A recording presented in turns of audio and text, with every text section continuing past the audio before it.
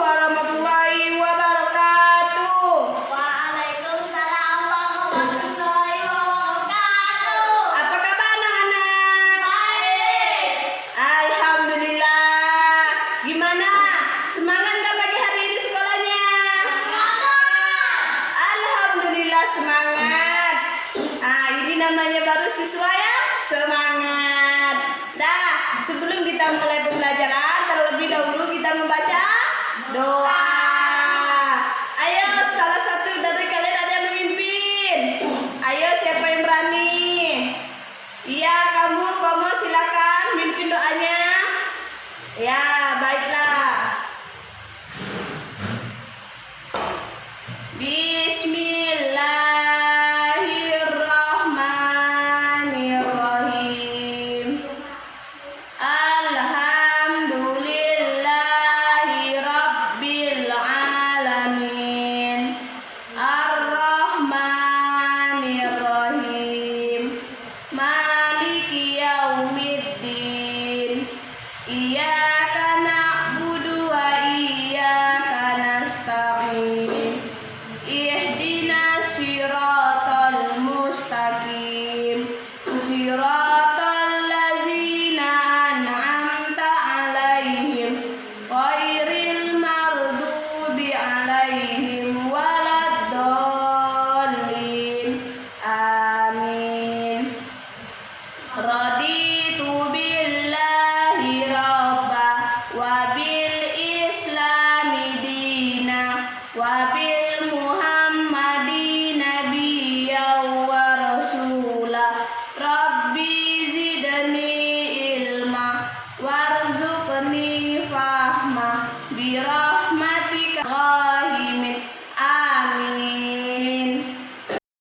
Selanjutnya ibu akan mengabsen kehadiran kalian terlebih dahulu. Mudah-mudahan hari ini kita masuk semua ya.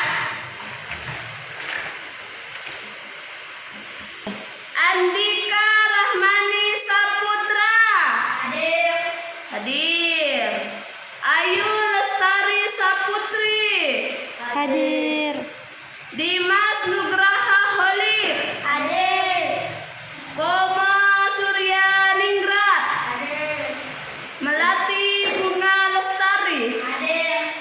Alhamdulillah hari ini kita hadir semua. Dah, semakin semangat ibu mengajarnya. Dah, sebelum kita mulai, sebaiknya kita akan ibu akan menjelaskan tentang Isra Mi'raj Nabi Muhammad SAW. Nah, di sini ibu akan menjelaskan tentang 3 materi, yaitu tentang latar belakang Isra Mi'raj Nabi Muhammad SAW dan peristiwa penting Isra Mi'raj Nabi Muhammad SAW, dan yang terakhir adalah hikmah dari Isra Mi'raj Nabi Muhammad SAW. Yang pertama yaitu ibu akan menjelaskan tentang latar belakang Isra Mi'raj Nabi Muhammad SAW.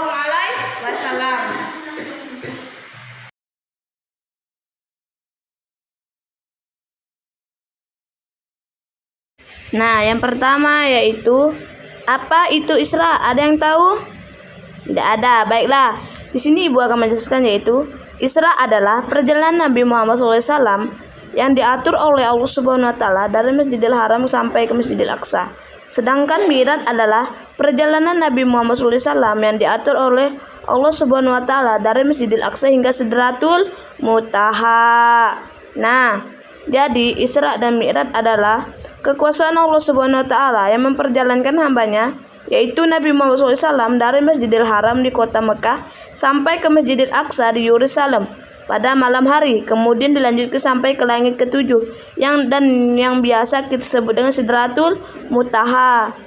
Terdapat firman Allah Quran surah Al-Isra ayat 1 yang berbunyi, Subhanallazi asra bi'abdihi lailan minal masjidil haram ilal masjidil aqsa allazi barakna haulahu linuriyahu min ayatina innahu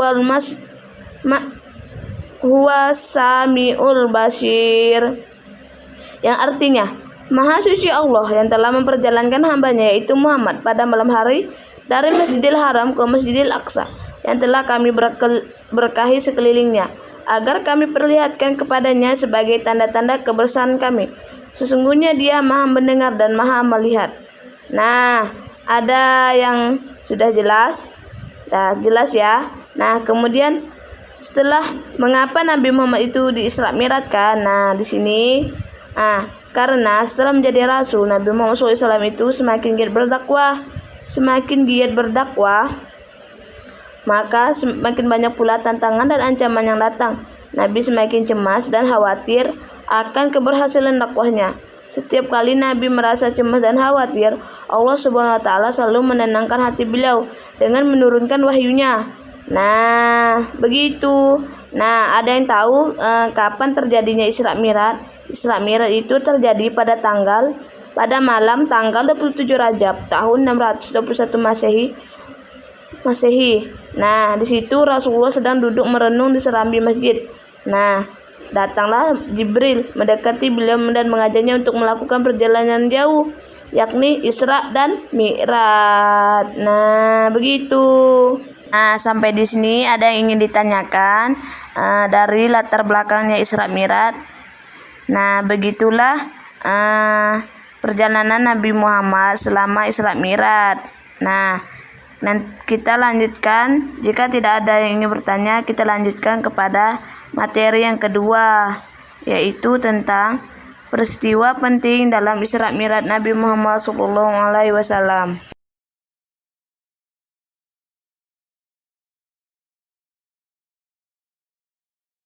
Lanjut yang kedua, yaitu peristiwa penting dalam Isra Mi'raj Nabi Muhammad SAW.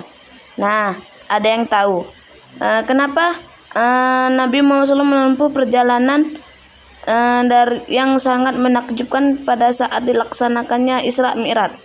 Nah, yang pertama yaitu saat perjalanan Isra, yaitu dari Masjidil Haram ke Masjidil Aqsa. Nah, Nabi Muhammad SAW mengendarai burak yang dibawa malaikat Jibril dari surga. Dalam perjalanan, berhenti sejenak dan melaksanakan sholat sunnah 2 rakaat di Madinah. Kemudian Jibril menjelaskan kepada Nabi Muhammad SAW bahwa di tempat inilah kelak Nabi Muhammad SAW berhijrah. Setelah melanjutkan perjalanan, Jibril menyuruh Nabi Muhammad SAW turun untuk sholat sunnah 2 rakaat di Tur Sina, yaitu tempat Nabi Musa alaihissalam berbicara langsung dengan Allah Subhanahu wa taala. Nah, kemudian untuk yang ketiga kalinya, Jibril menyuruh Nabi Muhammad SAW berhenti untuk melaksanakan sholat sunnah 2 rakaat lagi di Baitul Lam, tempat Nabi Isa alaihissalam lahir. Kemudian dalam perjalanan, Nabi Muhammad SAW mengalami peristiwa-peristiwa yang bermakna. Nah, lanjut kepada peristiwa Mi'raj, di mana perjalanan ini yaitu dari Masjidil Aqsa ke langit ke-7 atau yang biasa kita sebut dengan Sidratul Muntaha. Setelah melalui perjalanan dari langit pertama hingga langit ke-7, Nabi Muhammad SAW kemudian melanjutkan perjalanan tanpa ditemani oleh malaikat Jibril. Pada saat itulah Nabi Muhammad SAW menerima perintah sholat langsung dari Allah Subhanahu wa taala. Nah, setelah itu peristiwa yang dialami saat menjalankan Isra Mi'raj adalah yaitu Nabi Muhammad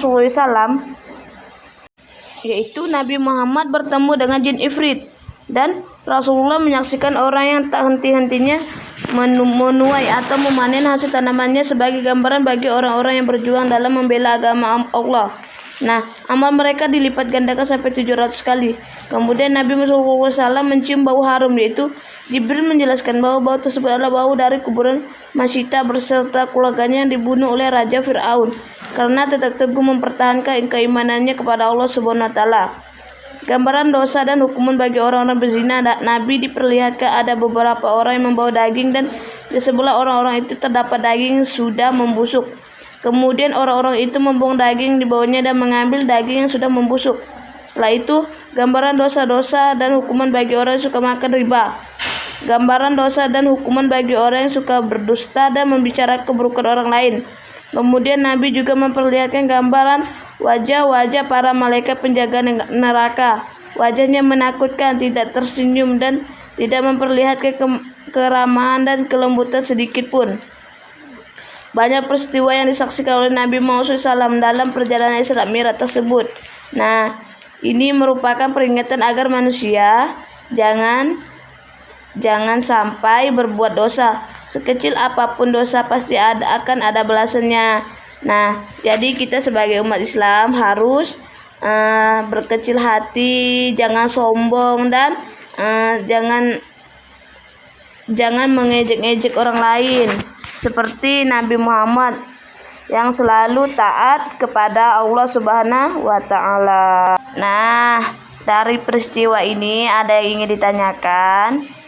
Tidak ada. Baiklah, kita lanjut yang terakhir, yaitu